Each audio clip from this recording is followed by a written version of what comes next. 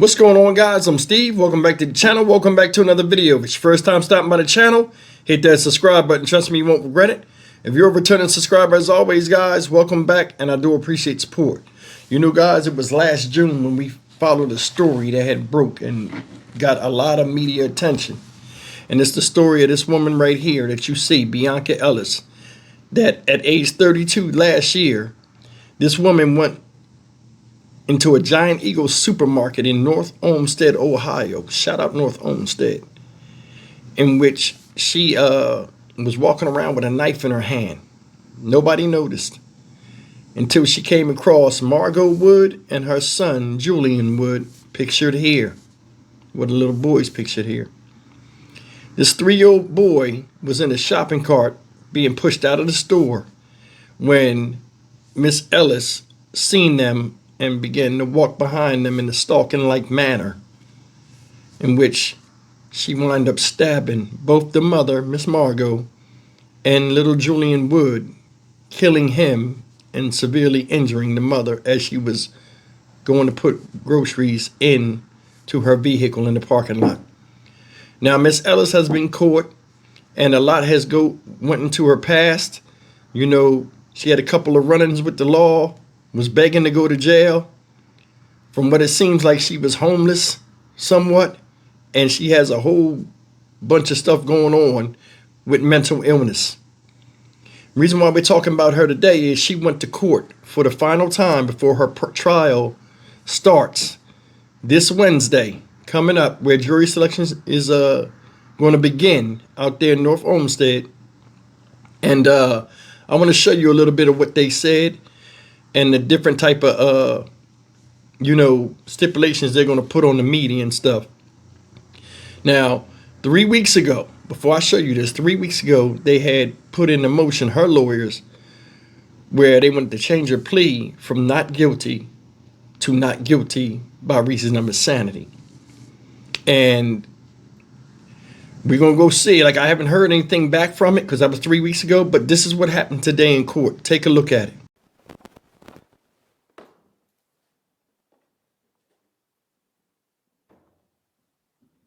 All right, so we're on the record this morning, case 692-604, State of Ohio versus Bianca Ellis.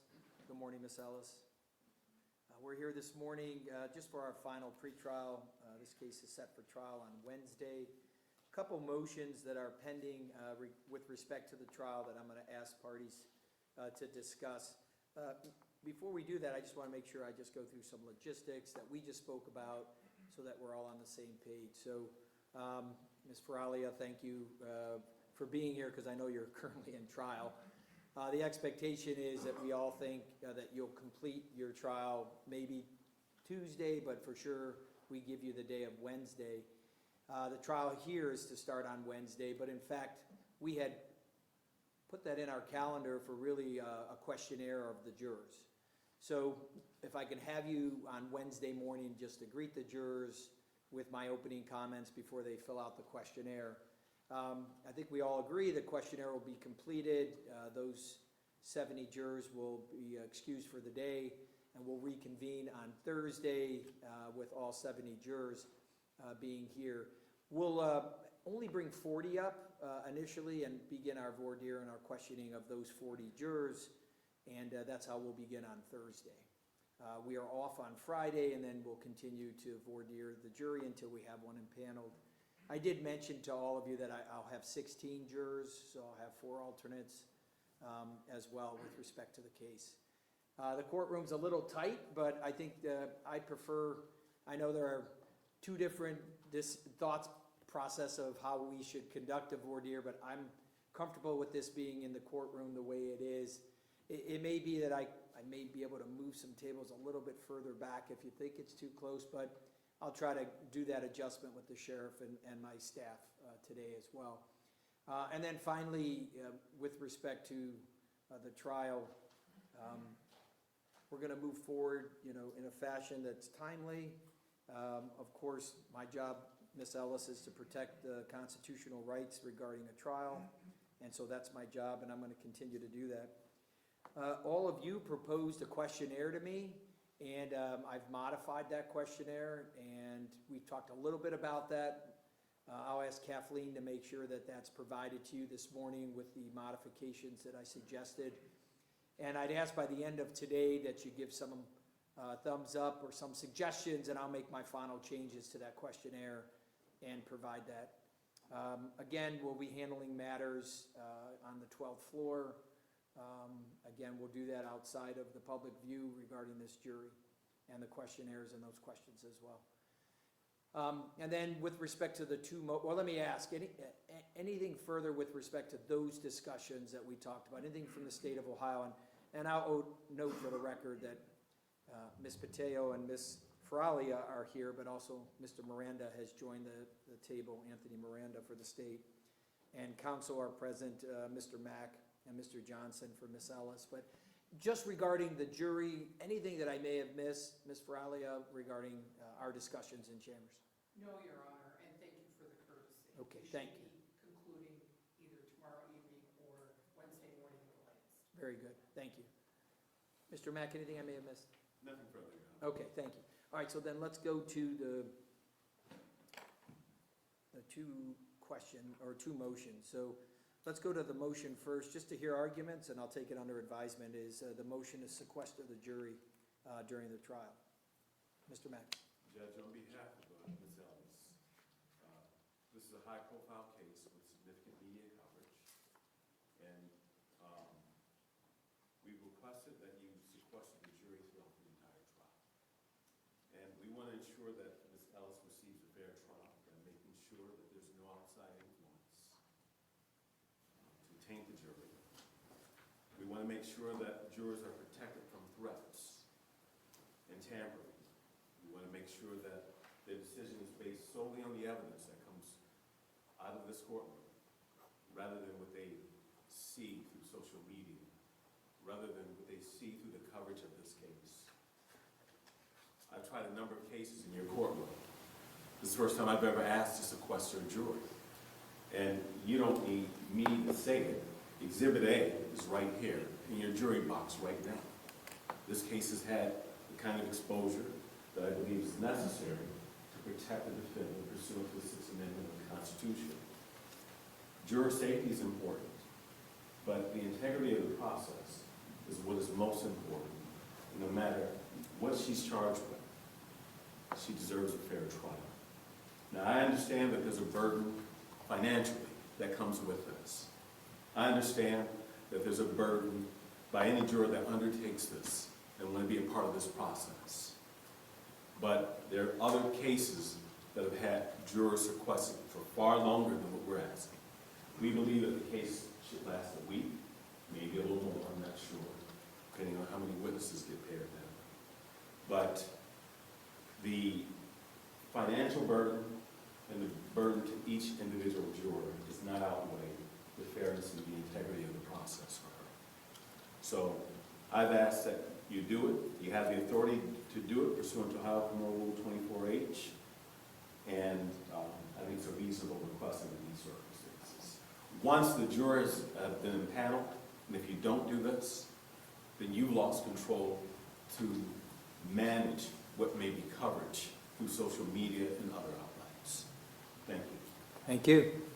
On behalf of the state? Thank you, Your Honor. May it please the court. The state recognizes that the court has discretion with respect to sequestering.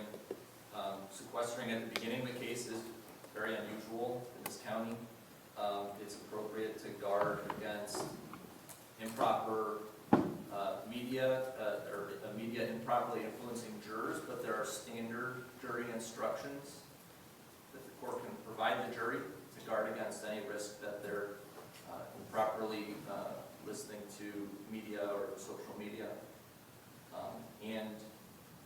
Sequestering at the start of this case would cause a substantial inconvenience to the jurors who have family outside of this case. So for that reason, we would ask the court to deny the motion. All right, thank you. Anything further?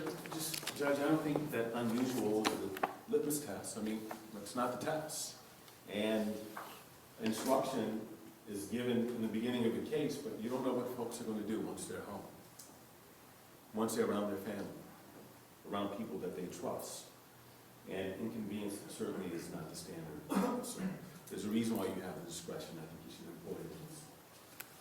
All right, thank you. All right, I'll take the matter under consideration, and I'll have a ruling before the end of the day here. With respect to the second motion, I know we had some further discussions, and I've had an opportunity to review some of the evidence that may come in, or at least may be presented by the state. That second motion was a motion in limine to exclude irrelevant, repetitive, and unfairly prejudicial photographs. And so, Mr. Johnson, why don't I hear from you?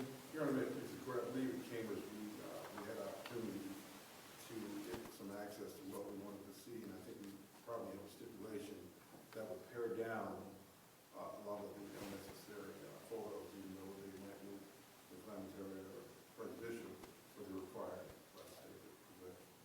All right, and so we'll note, Ms. Bralia, that when looking through, I think, the autopsy photos, we've narrowed those from 200 plus to 9, and I've had a chance to review those as well. And is that acceptable to the state? Yes, Your Honor, there's actually 10. And in addition to what Mr. Johnson indicated, there also will be some crime scene photographs, drone footage, and videos from different parts of the day prior to the homicide and then after the homicide. But all of those will be shared with the defense prior to the commencement of trial if possible. And as standard, once a trial begins and something needs to be shown, that's always shared with the defense, and if they have an objection, then you, being the arbiter of the law, make that determination. Yes, and so at this time, let's start the trial, in a fashion that evidence will be presented. If there's an argument to be made, we can have that argument at sidebar. I'll make a decision during the trial as well. All right, I appreciate your ability to have those open communications, and thank you for doing that as well. So let's go then just some final thoughts. I have signed and executed a media order, and so this, in the courtroom today, we'll just have one pool camera that'll be in the corner, as opposed to, of course, a number of cameras being in here. It will not interfere with you and your production as lawyers. There's a number of things that the camera crew cannot do, like recording conversations or recording sidebar. With respect to media and witnesses wanting to be excluded from video, I did specifically outline that procedure. I'm hoping it doesn't happen when I say, who's your next witness, and then you say, well, this witness doesn't want to be videotaped. So it needs to be something to provide me ahead of time so that I can actually have it on the record without the jury being in the courtroom, and then I'll make a decision. And then I can instruct the camera pool on whether they're allowed or not allowed to video. Of course, jurors will not be videoed, and if a witness specifically has opted, and I grant that, I'll allow that to happen. But I want to be able to let media know ahead of time as opposed to spontaneous in the courtroom. So if you could be mindful of that, I appreciate that as well. And then in and out privileges, I did discuss as well. We're not going to allow that movement in and out. There'll be some precautionary means of coming in and out of the courtroom as well that the sheriff has put together for me. And then lastly,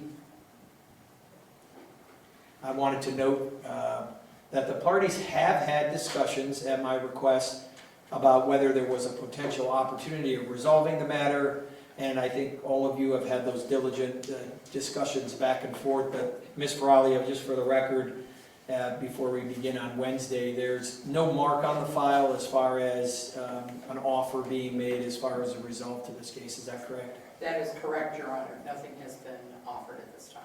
Okay. But fair to say there have been discussions between the state and Mr. Mack and Mr. Johnson. That is fair, Your Honor. Yeah, thank you. And anything to add to that, Mr. Johnson or Mr. Mack? Judge, in all fairness, we haven't asked for anything. Very good. All right. All right, thank you. And then lastly, from the state, anything before we recess for the day?